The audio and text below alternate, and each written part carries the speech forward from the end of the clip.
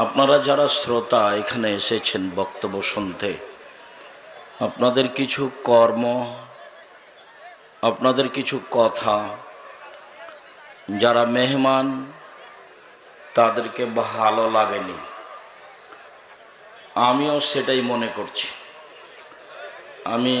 এই ছেলে, তোমাকে সাড়া দিতে হবে, চুপ থাকো, শরম করো না কেন, একটু লজ্জাবোধ করো, চুপ থাকো। অত সাড়া দিতে হবে কেন তোমাকে? সবাই যদি সাড়া দেয় তাহলে পরিবেশটা থাকবে। আমি কথা বলবো, আর যারা মিডিয়ার লোক আছে তারা দাঁড়িয়ে থাকবে। এটা তুমি কি করে বুঝলে যে আমি সালাম দেওয়ার সাথে সাথেই চিল্লাচিল্লি করতে লাগলে? আমি কথা বলবো আর মিডিয়ার লোকেরা দাঁড়িয়ে থাকবে আমার সামনে, তুমি কি আজকে নতুন চিনলে আমাকে? এটা তো একটা তোমার অনুভূতি থাকা দরকার। আর যারা সমাজের দায়িত্বশীল মুরব্বী মানুষ এসেছেন, আমি তো স্টেজে আসিনি, তারা দুইটা কথা বলতেই পারেন, বলবেন, এটাই ঠিক। এবং তাদের ছায়া ছত্রেই এই বৈঠকগুলো হচ্ছে, সেখানে তোমাদের একটু মূল্যায়ন বোধ থাকে না কেন? এটাই কি তুমি যেটা করলে সেটাই কি খুব সুন্দর হলো? তোমার আচরণটা তো তাদের কাছে থেকে গেল, আরও 5 জনের কাছে থেকে গেল, তো সেটাই কি ভালো হলো? 1 মিনিট। আল্লাহর নবী বলছেন, ভাইজান এই বাম দিকের লোক মনে হয় একটু আপনার চেয়ারটা পিছু করতে হবে ভাইজান। আল্লাহর নবী বলছেন, ইন্না আসকালা শাইইন ফি মিজানিল মুমিনি ইয়াউমাল কিয়ামা খুলুকুন হাসান। বিচারের মাঠে মোমেন পুরুষ নারীর নেকির পাল্লায় সবচেয়ে যেটা ভারী নেকি হবে সেটা হলো ভালো আচরণ। সেটা কি? তাহাজ্জুদের নেকি অত ভারী নয়, ভালো আচরণের নেকি যত ভারী। হজের নেকি অত ভারী নয়, ভালো আচরণের নেকি যত ভারী। ইবাদতের জগতে সবচেয়ে ভিন্ন ধরনের ব্যতিক্রম ইবাদত হলো সলাত, নামাজ। কেন? যদি নামাজ থাকে তাহলে বাকি ইবাদত থাকবে, আর যদি নামাজ না থাকে তাহলে বাকি ইবাদত আল্লাহ তাআলা কেটে দিবেন। সেটা রোজা হোক, সেটা হজ হোক, সেটা যেটাই হোক না কেন। তো সলাতের মতো ব্যতিক্রম ভিন্ন ধরনের ইবাদতের নেকি যত ভারী, সদাচরণ ভালো আচরণের নেকি তার চেয়ে অনেক অনেক অনেক বেশি ভারী। ভালো আচরণ কি জিনিস? আল্লাহর নবীকে একদিন জিজ্ঞাসা করা হলো, আল্লাহর নবী, মা খায়রু মাউতিল ইনসান, মানুষকে যা কিছু দেওয়া হয়েছে তার সবচেয়ে উত্তম কি? এটাই জিজ্ঞাসা। আল্লাহর নবী, মানুষকে যা কিছু দেওয়া হয়েছে, কি দেওয়া হয়েছে? হাত দেওয়া হয়েছে, পা দেওয়া হয়েছে, জমি জায়গা অর্থ সম্পদ দেওয়া হয়েছে। আল্লাহর নবী, এর মধ্যে সবচেয়ে ভালো কোনটা? তো আল্লাহ রাসূল উত্তরে বললেন, আল খুলুকুল হাসান, ভালো আচরণ, ভালো স্বভাব সবচেয়ে উত্তম জিনিস যেটা আল্লাহ মানুষকে দিয়েছে। একদা আল্লাহর নবী বললেন, একদা আল্লাহর নবীকে জিজ্ঞাসা করা হলো, মালবিরু আল ইসম, আল্লাহর নবী একটু বলেন তো পাপ কি জিনিস আর নেকি কি জিনিস? এই ছেলে, তুমি কি দায়িত্ব পালন করছো? দাঁড়িয়ে আছো কেন ওখানে? এই তোমরা যারা দায়িত্ব পালন করছো পাহারা দাও। এইখান থেকে নিয়ে একবারে শেষ পর্যন্ত, এখান থেকে শেষ পর্যন্ত পাহারা দিবা।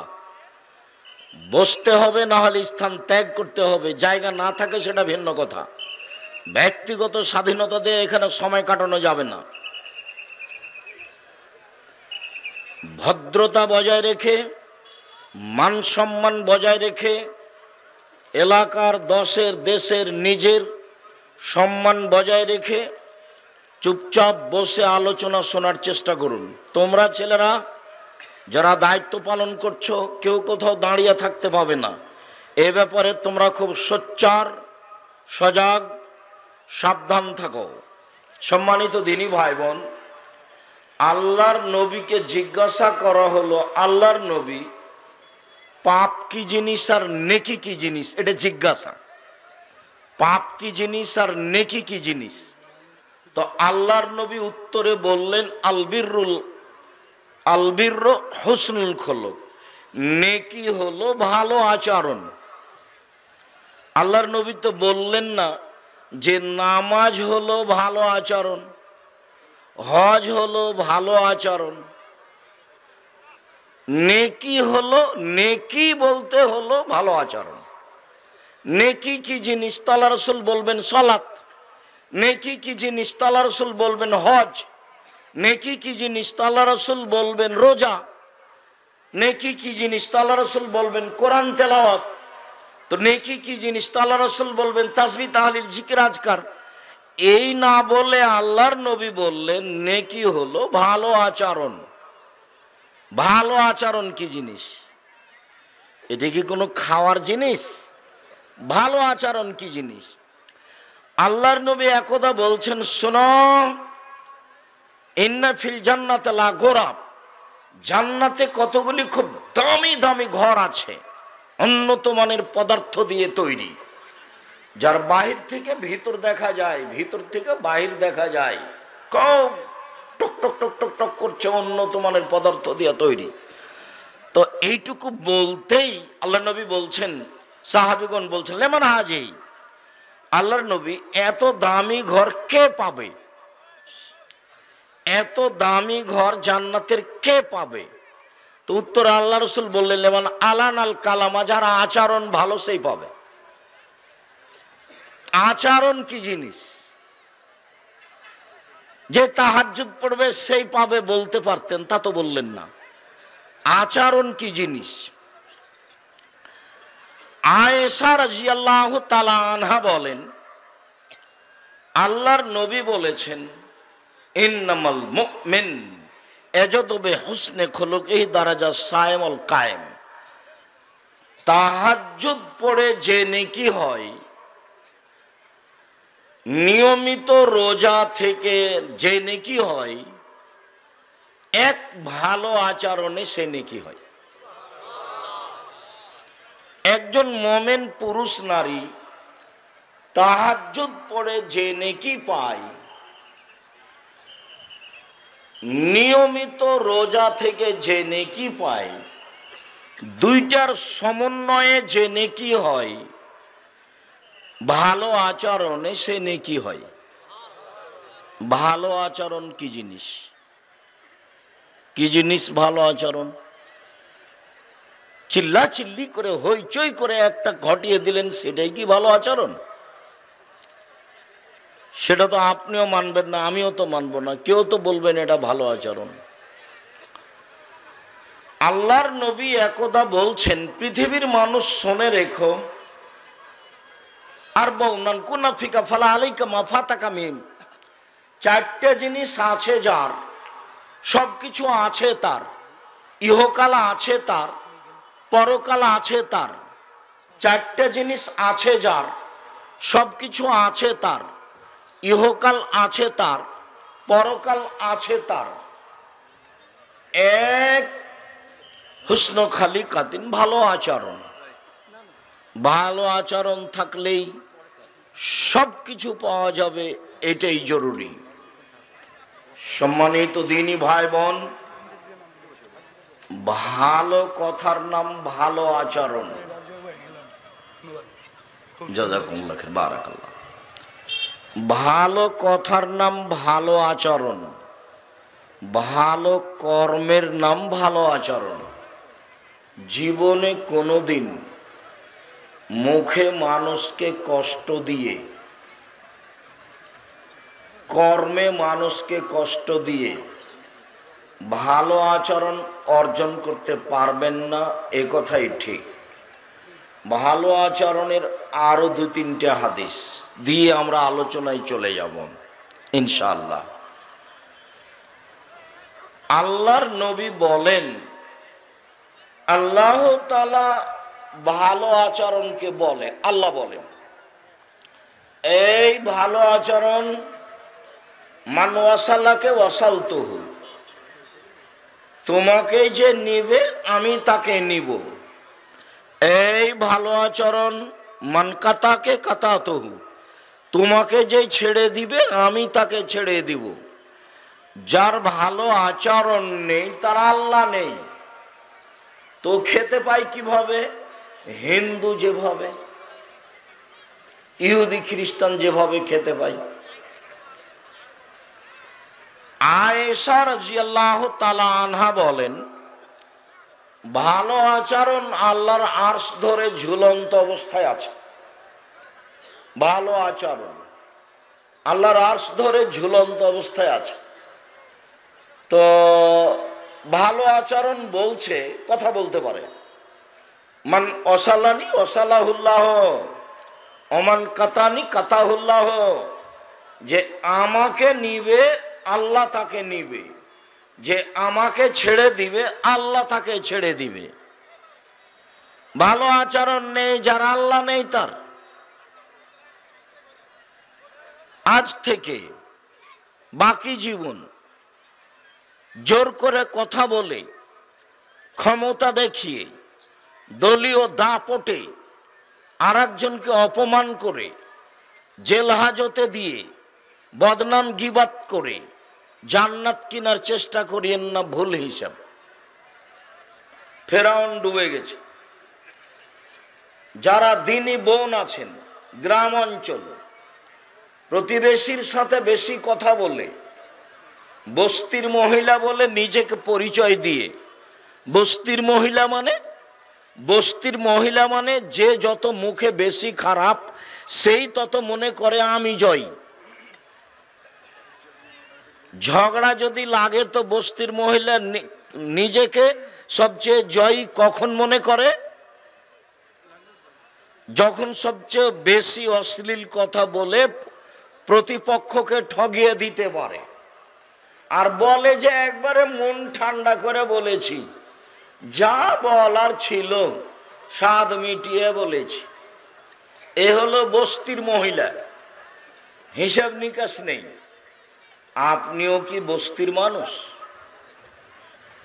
কার উপরে রাগ করে 10টা কথা বলে নিয়ে না, তাকে খাটো করতে পারলেই আপনি ভালো? জি না।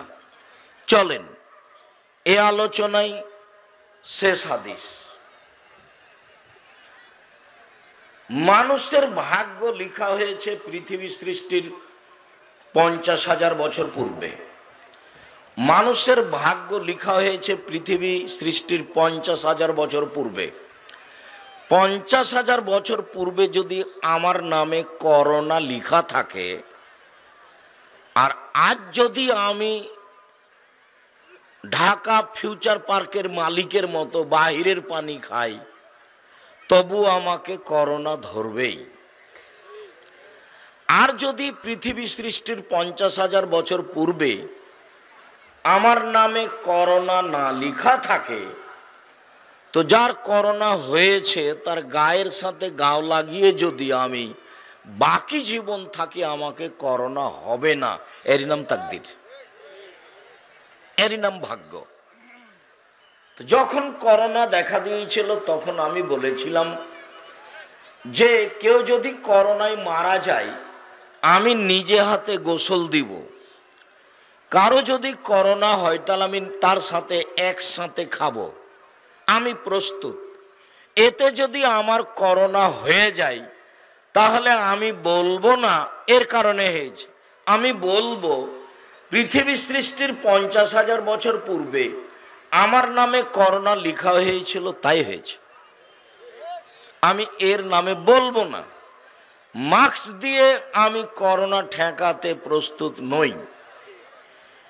হ্যাঁ, জীবাণুর জন্য, ধুলাবালির জন্য সব সময় মাস্ক লাগান, কিন্তু করোনা ঠেকানোর জন্য আপনাকে মাস্ক লাগাতে হবে, এইটা আমি বিশ্বাস করে শিরক করে দুদিন বাঁচতে রাজি নই, দুদিন আগেই মরবো। একদিন তো মরা লাগবেই শেষ পর্যন্ত, নাকি? তো মালাকুল মউত যখন মুসার কাছে আসলেন, তো মালাকুল মউত বলছেন আপনার মরণের জন্য এসেছি। তো মুসা আলাইহিস সালাম এক থাপ্পড় দিয়েছেন, মালাকুল মউতের চোখ কানা হয়ে গেছে। হাদিস কিন্তু বুখারী মুসলিম। এইবার মালাকুল মউত আল্লাহর কাছে অভিযোগ করলেন, ঘটনা হলো এই। তো আল্লাহ বললেন, ঠিক আছে মালাকুল মউত, তুমি মুসাকে গিয়ে বলো যে আপনি একটা গাভীর গায়ে হাত রাখেন, আপনার হাতের নিচে যত লোম পড়বে এত বছর আপনার বয়স বাড়িয়ে দেওয়া হলো। তো মুসা আলাইহিস সালাম বললেন, তারপর কি হবে? বলে তারপর মরণ হবে। ও, তারপর যদি মরণ হয় তাহলে এখনই হোক। শিরক করে মাস্ক দিয়ে দুদিন বাঁচতে রাজি নই। আল্লাহর নবী বলছেন, দুইটা কাজ দিয়ে ভাগ্য যেটা লিখা আছে সেটা কেটে নতুন ভাবে লিখে দেওয়া যায়, লিখে দেয় আল্লাহ দুইটা কাজে। এক হলো ভালো আচরণ, আর এক হলো দোয়া।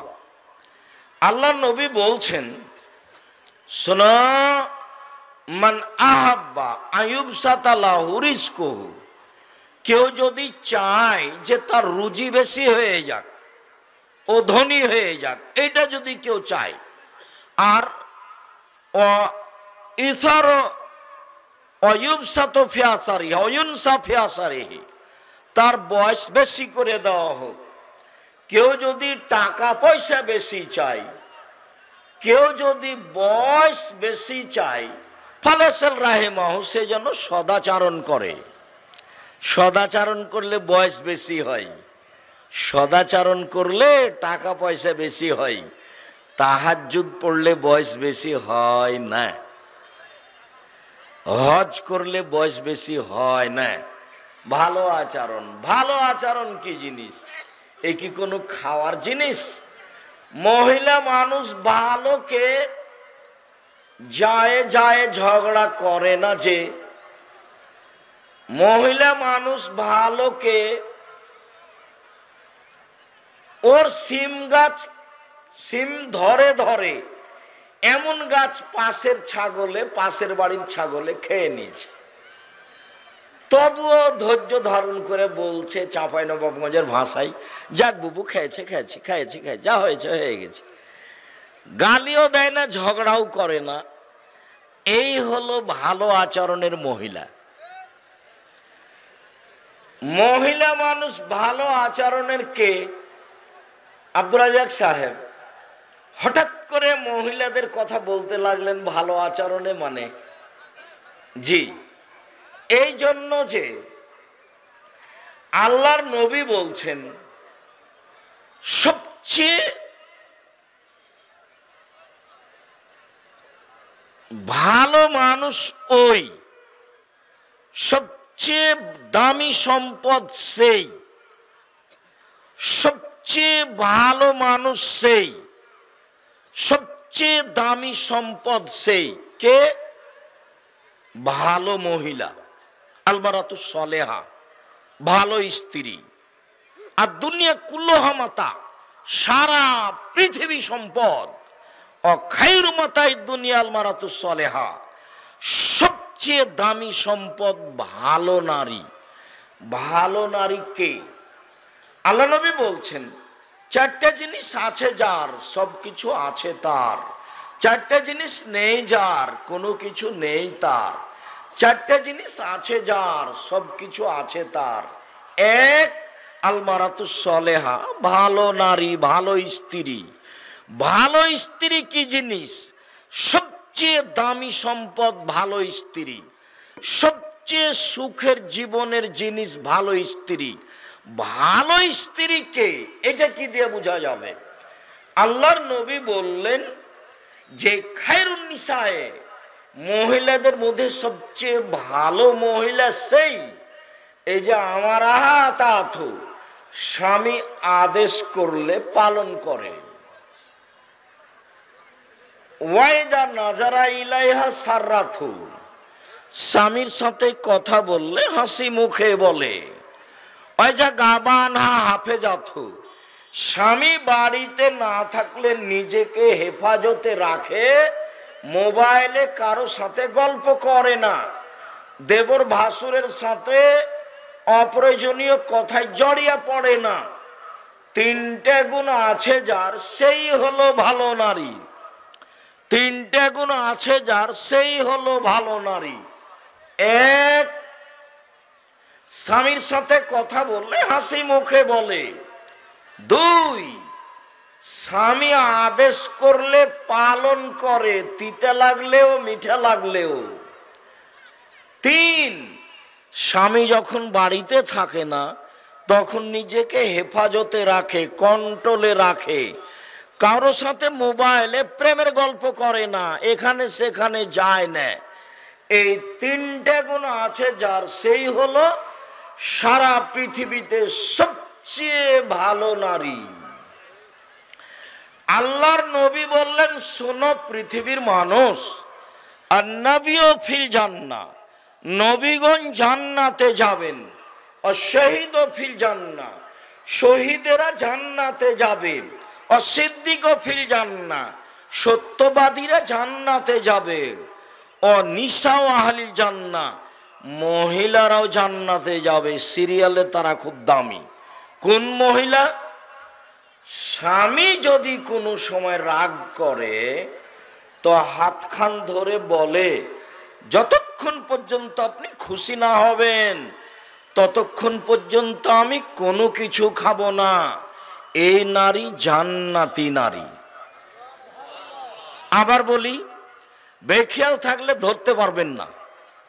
এই ছেলে, কারো গায়ে হাত দিয়ে বসবা না, একবারে রেডি প্রস্তুত থাকো। পাখি যেন মনে করে তুমি পাথর। তুমি আব্দুল্লাহর জন্য ব্যস্ত, আমিও ব্যস্ত, আমিও আব্দুল্লাহর বক্তব্য শুনি, আব্দুল্লাহর পরিকল্পনা নিয়ে আমিও দোয়া করি। তার মনে একটা স্বাদ, দেশ জুড়ে সে মক্তব চালু করবে ইনশাআল্লাহ, যেখানে শিক্ষা কার্যক্রম এবং দাওয়াতি কার্যক্রম থাকবে। কেন এ পদক্ষেপ নিল? দেশ দুনিয়া ঘুরে এসে বুঝলো ইহুদি খ্রিস্টান বুদ্ধি বিক্রি করে খায় আর বিদ্যা বিক্রি করে খায়। তাই পদ্মা সেতুতে ওরা হলো ইঞ্জিনিয়ার আর আমরা হলাম কামলা, কিষান। তো এই দুঃখ কোথায় রাখি? দেশ ঘুরে বুঝলাম যে বিদ্যা বুদ্ধি বিক্রি করেই খায়। চলেন সূচনায় বিদ্যায় যাই, এমন বিদ্যা সূচনায় রাখি যাতে করে ছেলেটা ভাবে যে ইহকালে পরকালে মানুষের মতো মানুষ হতে চাই। শুধু দুনিয়াতে যদি মানুষের মতো মানুষ হই তাহলে ধোঁকাবাজ প্রতারকও হতে পারে। কিভাবে? ওই যে নীলফামারী ডিমলা থানার সতেজ ব্রেনের ছেলেটা, দেখতে খুব সুন্দর, মেধা খুব ভালো, বাইরে থেকে পড়ে এসেছে, বড় ডাক্তার, সে এখন পিজে হাসপাতালের ডাক্তার, 3 লক্ষ টাকা বেতন, গ্রামে আসে একদিন, তবুও 4টা-5টা করে পরীক্ষা দিয়ে দেয়, টাকা ইনকামের প্রয়োজন। প্রেসক্রিপশনে 1000-1500 টাকা লাগে, আর ঔষধ ওই কোম্পানির লিখে যেই কোম্পানি তাকে টাকা দিয়েছে। ও জানে যে এর চেয়ে ভালো কোম্পানি আছে, তারপরেও ও ওই টাকার আশায় এই কোম্পানির ওষুধ লিখে। আর সহযোগী যত আছে সবাই মেয়ে মানুষ, বেটি ছেলে। নীলফামারী জলঢাকায় ডিমলাতে নাকি কোনো পুরুষ মানুষ নেই, তো সেই কারণে তিনি এমন করছেন। তো মেধাবী ছেলে, দেখতেও সুন্দর, বাহির থেকে পড়ে এসেছে, 3 লক্ষ টাকা বেতন, সেই যদি এইভাবে প্রেসক্রিপশন লিখে তাহলে তা আস্ত কষাই একটা প্রতারক, ধোঁকাবাজ। আপনার টাকাটি লস, আপনি একে পড়িয়েছেন কেন? প্রতারণামূলক পড়তে রাজি নয়। শোনো, ওই ছেলেটা ভদ্র, সেদিন ডিমলেতে এসে গাড়ি থেকে নামলো, দেখলাম গলায় টাই আছে, পরনে প্যান্ট আছে, টাকনুর নিচে আছে, দাড়ি চাঁচা আছে, হাতে সিগারেট আছে। এ অবস্থায় গাড়ি থেকে নামলো। একটু পরে বৌমা গাড়ি থেকে নামলো, হালকা হালকা কাপড় আছে। একটু পরে নাতনি গাড়ি থেকে নামলো, তেমন গায়ে কাপড় নেই। দেখলাম গাড়ির পিছন দিকে কুকুর আছে। কুকুর প্রিয় মানুষ হলো ইহুদি খ্রিস্টান। তো গাড়ির পিছনে কুকুরের মূর্তি আছে, না হয় কুকুর আছে, তো আপনার টাকাটি তো লস। আল্লাহর নবী বললেন বিদ্যা উঠে যাবে, মূর্খতা বেড়ে যাবে। তো ডিমলা থানায় 20 বছর পূর্বে যত শিক্ষিত মানুষ ছিল, আজকে তার চেয়ে কম না বেশি? বেশি। তাহলে আল্লাহর নবী মিথ্যা কথা বলেছেন, নাউজুবিল্লাহি মিন জালিক। আল্লাহ নবী বলেছেন বিদ্যা উঠে যাবে আর মূর্খতা বেড়ে যাবে। আল্লাহ নবী বলেছেন মূর্খতা বর্ষণ হবে আর বিদ্যা উঠে যাবে। তুমি এখন বলো যে এই ডাক্তার শিক্ষিত মানুষ, বলো দেখি এই ডাক্তার শিক্ষিত মানুষ নয়। এ সমাজের একটা কসাই, আস্ত প্রতারক, ধোঁকাবাজ। এরকম যত মানুষ আছে সমাজ সেবক হিসাবে, চেয়ারম্যান, মেম্বার, এমপি, ওসি, দারোগা, ডিসি, এডিসি, ডাক্তার, বড় ডাক্তার, জেল সুপার, যারা যেখানে আছে নিজ স্বার্থে সমাজের সেবা করছে, এরা শিক্ষিত নয়। নিজ স্বার্থে সমাজের সেবা করছে, এরা শিক্ষিত মানুষ নয়। সম্মানিত দিনী ভাই বোন, উপস্থিত বৈঠকের মুসলিম বোন, শোনেন, আপনার কথা শেষ করি। নবীগণ জান্নাতে যাবেন, শহীদেরা জান্নাতে যাবে, সিদ্দিক সত্যবাদীরা জান্নাতে যাবে, মহিলারা জান্নাতে যাবে। আমাদের সিরিয়াল নেই এখানে। কোন মহিলা? স্বামী যদি রাগ করে হাতটা ধরে বলে যতক্ষণ পর্যন্ত আপনি খুশি না হবেন ততক্ষণ পর্যন্ত আমি কোনো কিছু খাবো না, এই নারী হলো জান্নাতি নারী।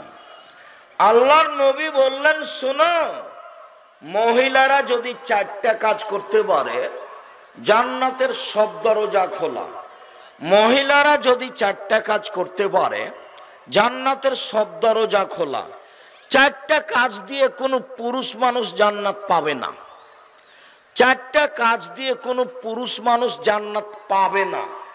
তবে 4টা কাজ দিয়ে মহিলারা শুধু জান্নাত পাবে কথা নয়, জান্নাতের যে কোনো দরজা দিয়ে ঢুকতে পাবে। 1, 5 ওয়াক্ত সালাত। এই মেঘ, কথা বলছো কেন? শরম হয় না তোমার?